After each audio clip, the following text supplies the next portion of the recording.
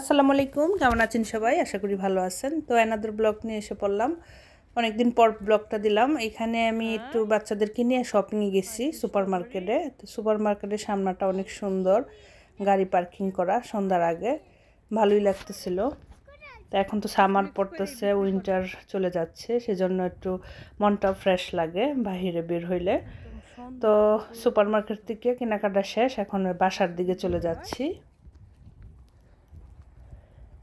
আর এখানে laundry machine সব কিছুই কাছাকাছি, সেজন্য খুবই ভালো লাগে।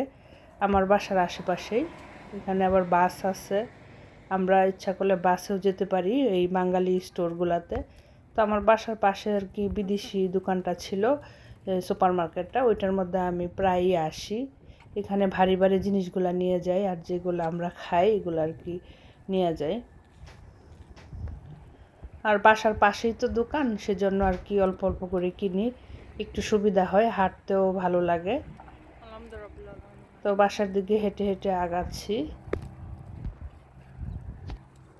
তো এখানটাতে এই বাসার আশেপাশের পরিবেশটা হচ্ছে কি ঢাকা আবাসিক এলাকার মতো, শুধু বাড়ি আর বাড়ি। তো নিরিবিলি, খুবই ভালো, পরিবেশটা খুবই ভালো, আশেপাশে দোকানপাট কম। তো এখানে হচ্ছে আমি যে ফ্রোজেন কিছু খাবার নিয়ে আসছি, চিজ পিজা, তারপরে মিনি পিজা, ছোট ছোট পিজা, বাচ্চারা হাতে নিয়ে যেত খেতে পারে ওভেনে গরম করে নাস্তার জন্য। তারপরে বাটারের ব্রেড আছে, বাটার নান আর কি। আর এইখানে হচ্ছে টক দই, তারপর হচ্ছে ডিম, আর ক্যাপসিকাম, পালং শাক, পাতাকপি, তারপর হচ্ছে বড় বড় শসা, এগুলো আর কি এই বিদেশি স্টোরেও পাওয়া যায়। তো আমি কিছু কিছু নিয়ে আসি, সেজন্য আর কি বাঙালি স্টোরে এত কিছু কেনা লাগে না, পাশেই যেহেতু দোকান, তো অনেকটা আগায়া যায় আর কি। তো ওই দিকে গেলে আবার খাঁচি ভরে নিয়ে আসি। তো এখানে যেহেতু হাঁটতে হাঁটতে গেছি, হাতে করে যেহেতু টোকা না যায় আর কি, তো আমি যাই নিয়ে আসি। এটা হচ্ছে গ্রিন আপেল, আর এটা হচ্ছে টমেটো, এগুলো তো আমরা সবই খাই খাওয়া পরে, সেজন্য আমি যতটুকু প্রয়োজন আর কি নিয়ে আসি। তো এখন গুছিয়ে নিব আর কি এগুলো সব। তো পিজাটা গরম করতেছি, বাচ্চারা পিজা খাবে ওভেনে দিয়ে। আর এটা ওভেনে দিলেই হয়, রেডি করা থাকে এরকম চিজ দিয়ে, অলরেডি গরম হয়ে গিয়েছে। তো এই পিজাটা আর কি আমি দিচ্ছি ওদেরকে, খুবই মানে এই ইজি আর কি, বাচ্চারা নাস্তার জন্য খাওয়া যায়, আর বাসায় মেহমান আসলেও কিন্তু দেওয়া যায়। অনেক সময় হাতে নাস্তা বানাতে ইচ্ছা করে না, তখন এটা রেডিমেড ফ্রিজে কিনা থাকলে তারপর আমরা এই দিয়া দিই আর কি, রেডিমেড পরোটার মতো। তো যাই দোকান থেকে আনার থেকে এভাবে এই করে ওভেনে গরম করে দিয়ে দিলে কিন্তু সুবিধা। তো আমি কিছু ব্ল্যাক পেপার, একটু লবণ ছিটিয়ে দিচ্ছি।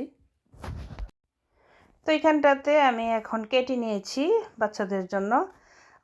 ওরা ওগুলো খেলে আর কিছুই খায় না, ওই টাইমে আর কোনো ভাত টাত খাবে না, ওইগুলাই খাওয়া, বাচ্চাদের পেট তো ছোট থাকে।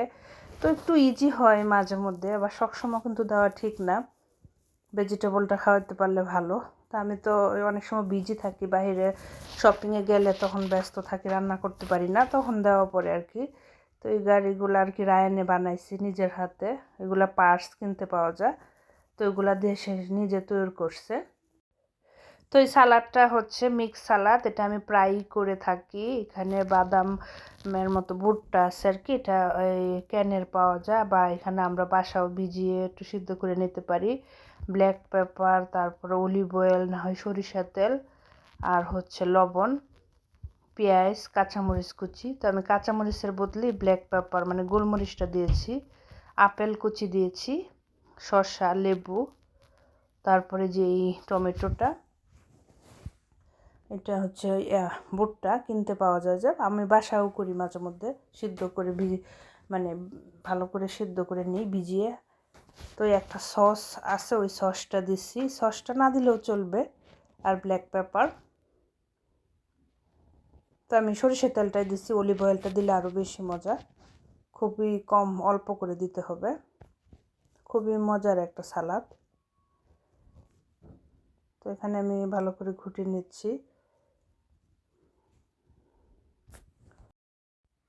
তো এখানটাতে রায়া আবার সাওয়ার ক্রিম দিয়ে খাবে, তা আমার পছন্দ না সাওয়ার ক্রিমটা, এটা না দিলেও হয়, এটা ফ্যাট অনেক।